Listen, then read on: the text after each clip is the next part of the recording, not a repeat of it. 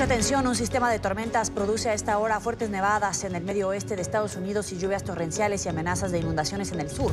El fenómeno ha causado la cancelación de 1.000 vuelos y retraso de otros 4.200. Un motociclista perdió la vida en Kansas en un accidente de tránsito por la presencia de hielo en las carreteras. Una mujer murió en Luisiana cuando un árbol cayó sobre su vehículo.